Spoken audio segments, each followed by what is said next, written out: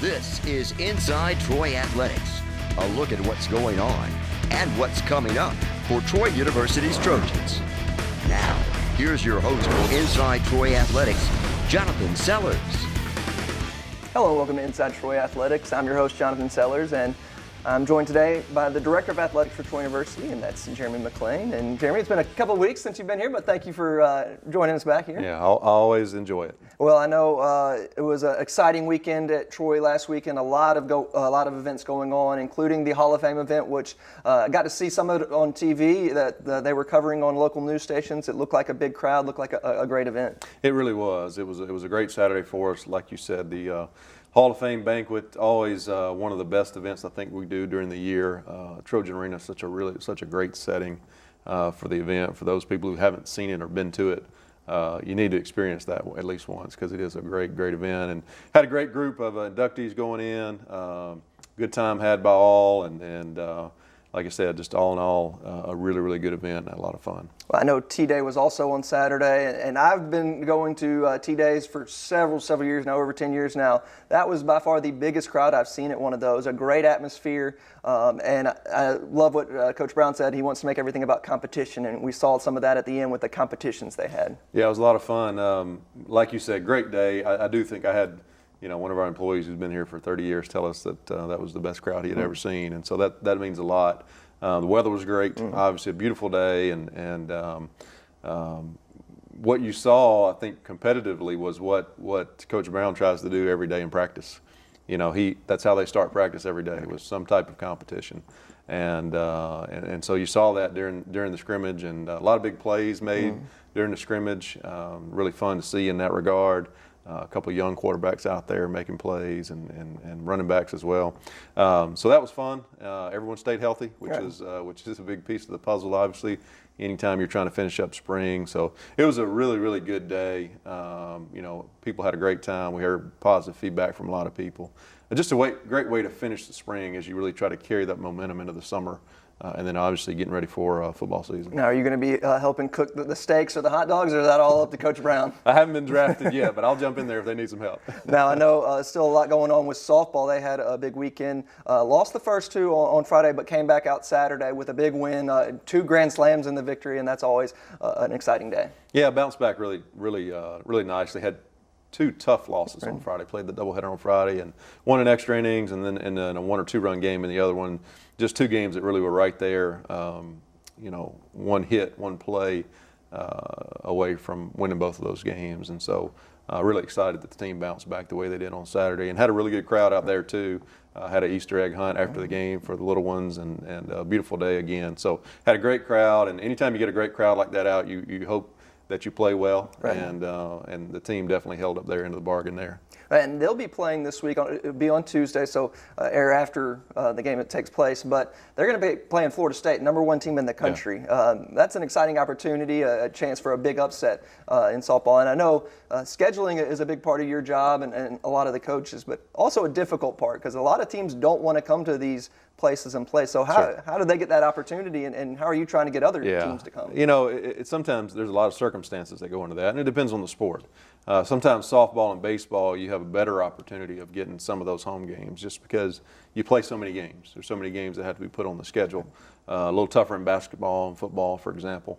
And so when we do get these opportunities in whatever sport it is, we want to take advantage of that. And like you said, great opportunity. It'll be a big challenge for our softball program, but a great opportunity to play against one of the best programs in the country.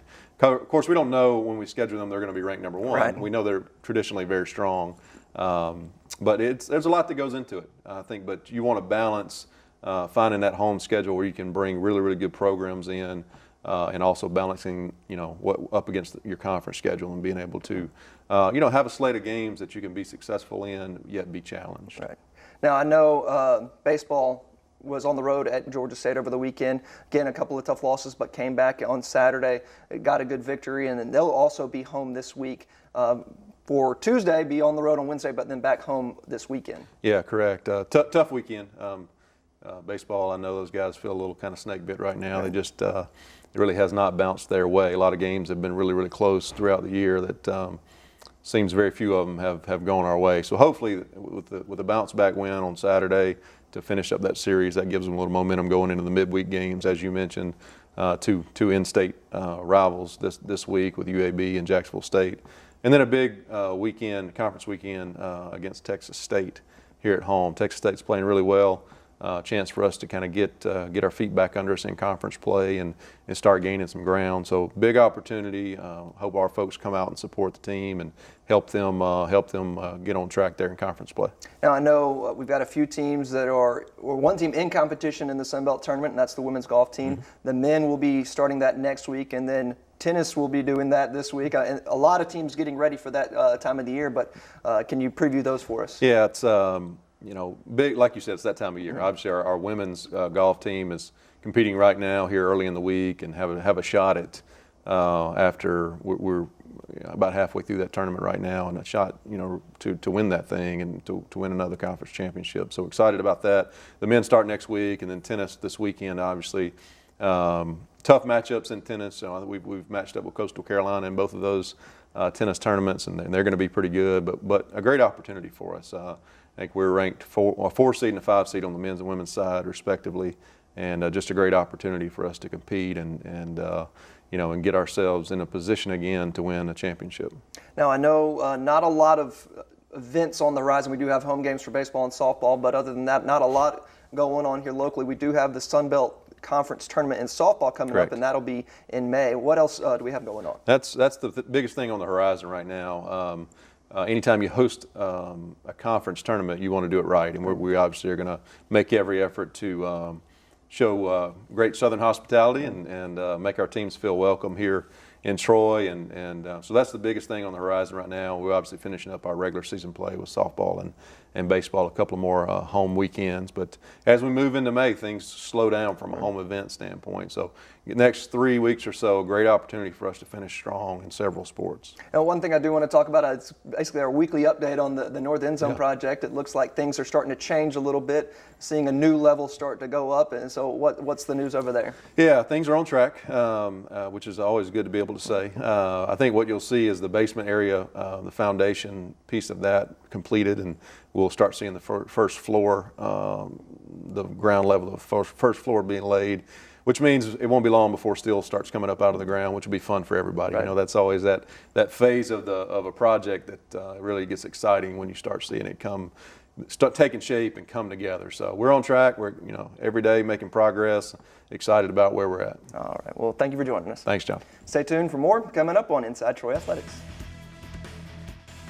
And welcome back to Inside Troy Athletics, and we're going to talk soccer with the head coach of that program, and that's Coach Jed O'Connor. And y'all have near the end of your spring and been going at it hard for since January. Yep. So I know your team may be ready for a little bit of a break. I'm not sure you're quite so ready for the break, but what's spring been like for y'all?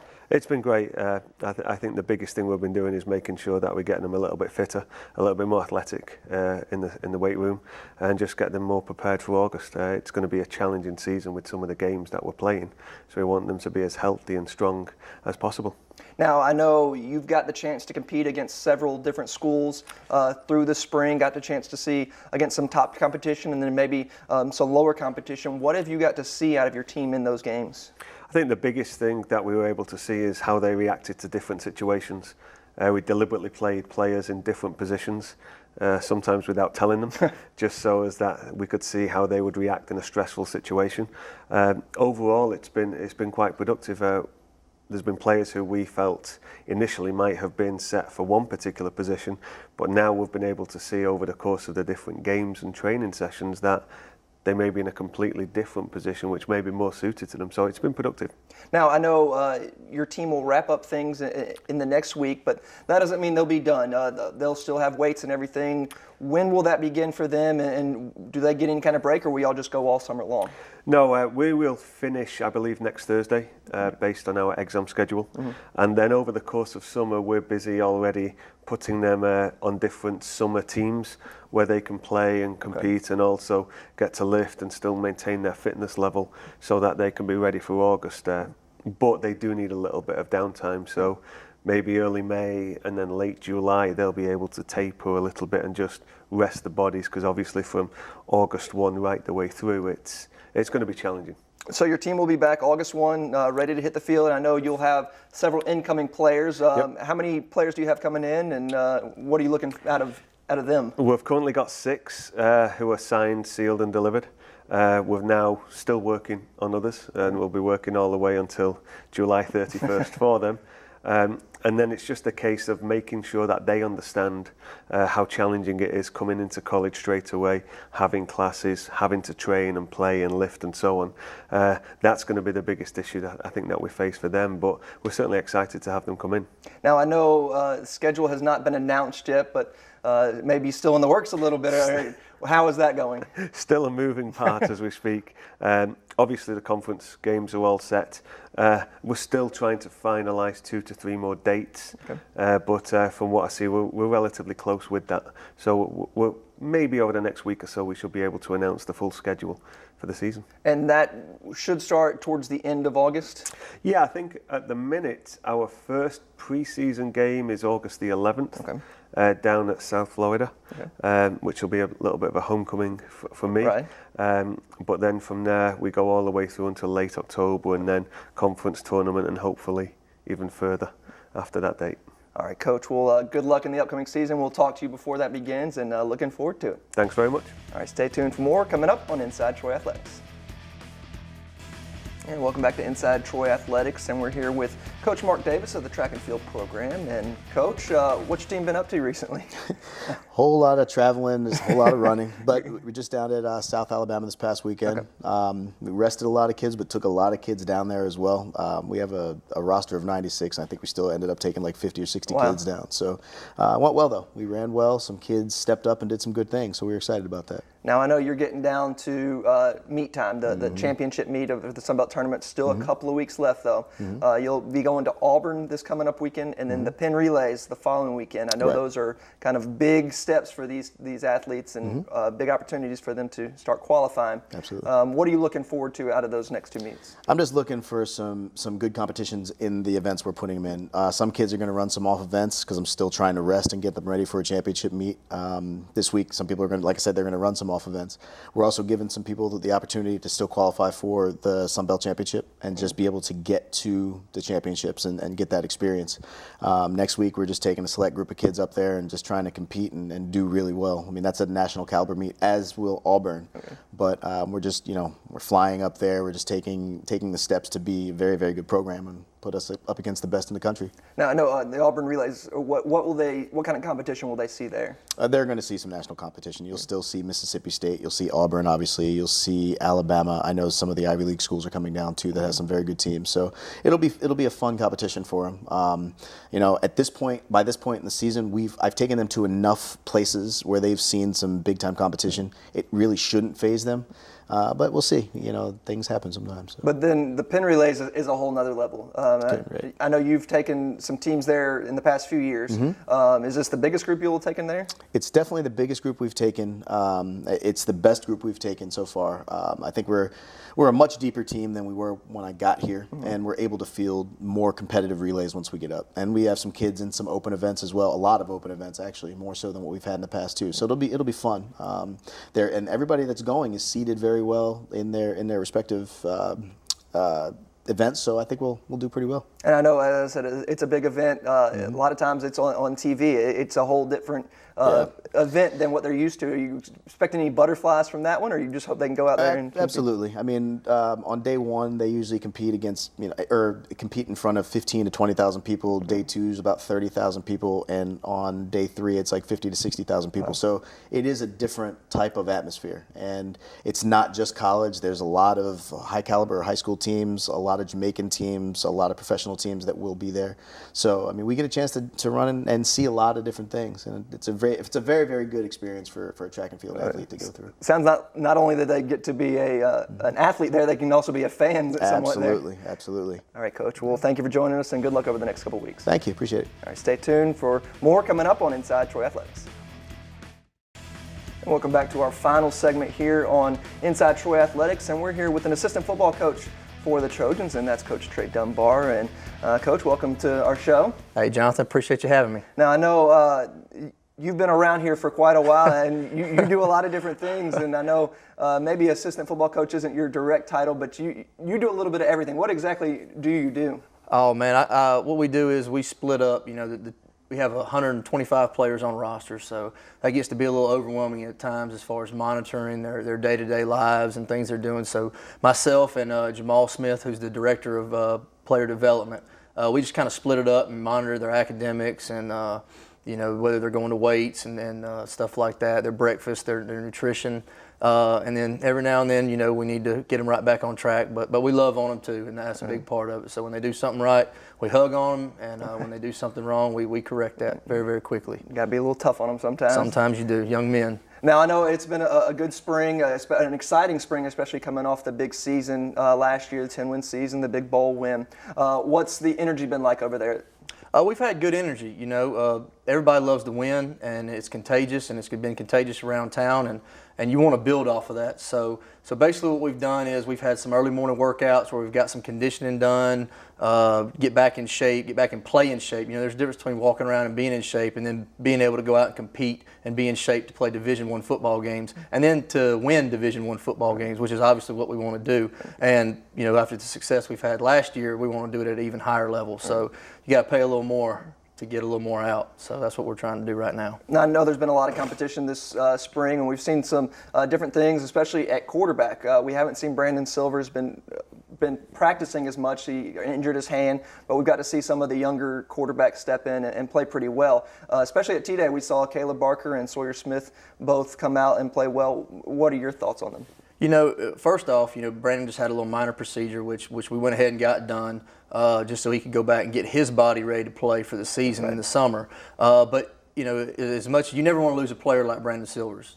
He's a first-team all-conference quarterback, and you know, everybody in the country don't have those walking around. So he's a really good player. We did miss him at spring, but it also gave us opportunity to develop two freshmen. Right. And if Brandon was there, then he would have took all the first-team reps, and then Sawyer and Caleb would have split the second-team reps. So kind of as a blessing in disguise, what he's done is now we've been able to take all those reps and give Caleb some and Sawyer some with both teams. So they really got a chance to develop more this spring than they normally would have if Brandon was still here. So it was good. They got a lot of reps. They got a lot of balls. They got to see a lot of film over the spring on themselves, film they wouldn't normally see if Brandon was there. So it was really good to see them go out there and compete and get those reps. Now, I know one thing fans got to see on Saturday was running backs. A lot of running backs, and that wasn't even with Jordan Shun out there. I mean, he is kind of taking it easy because y'all know what he can do. That's right. You still Josh Anderson. You've got B.J. Smith. You've got Jamarius Anderson or Henderson, and right. I mean, you've got just a plethora of running backs, and Jabir Fry when he gets healthy. What is that like having that situation? It's a great situation to have because each one of those backs has a skill set that is different from the other ones. You've got Jordan, who is a complete back.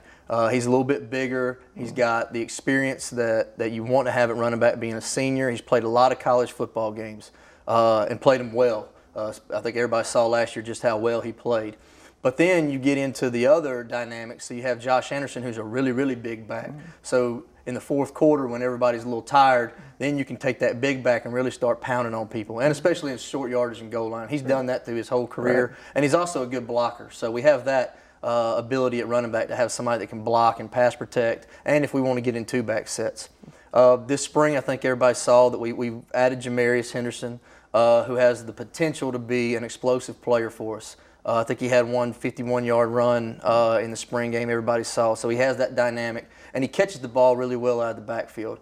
He still has to do some things as far as learning the offense to where it's natural to him, where he doesn't have to think about it. But that just comes with reps, and that comes with time, and we'll get that done in the summer and then in fall camp. But the guys that I think really are special is B.J. Smith. He's a really good kid, first off. Him and Jabir both. They're all good kids, but BJ and Jabir, they both add a little dynamic being smaller. And I mean, I think everybody saw how fast Jabir can in Clemson. When he turns the corner and he turns it on, I'd be very surprised if there's anybody in our conference that can touch him. So that home run threat is it's really special to have for us. I know a lot of excitement about the team coming up next season, but let's talk about the summer. I know summer's still a busy time for y'all. Even away from the players, y'all have a lot of stuff going on with camps. Can you talk a little bit about those? Right. So in the off season, after we get done with spring ball, we don't just everybody go home, go to the beach, and hang out. Now we have to build on next year's class, and by class I mean recruiting class. So what we have to do right now is make sure we get all the evaluations done early before we go out on the road and evaluate in high schools and high school spring practices. So we watch the high school highlight tapes. Everybody as a staff, we fill out these evaluation forms, and we go ahead and get our group together of the kids we want to recruit. So then we have a plan when it's time to go out on the road. Our coaches can go out. They can hit the high schools, they can hit the positions, they can hit all the places they need to see and get live evaluations on them. Watch them practice, meet them. You know, it's not just about football. We recruit a kind of kid that we think will fit in this program and be successful here. So once we do all that, now we have our summer camps. And our summer camps are really, really big deal in recruiting because that gives us a chance to get our hands on them and really work them out. Right. So when our coaches go out and watch them in May, all they're doing is able to watch their practice through their high school coach, which is a good thing because they don't have to worry about running drills or anything like that. But you really get a chance to see how a kid will respond when you can coach him. Right. And that's what we do in our summer camps, our evaluation camps. We get all the measurables, height, weight, 40 times, and all that stuff that everybody else does.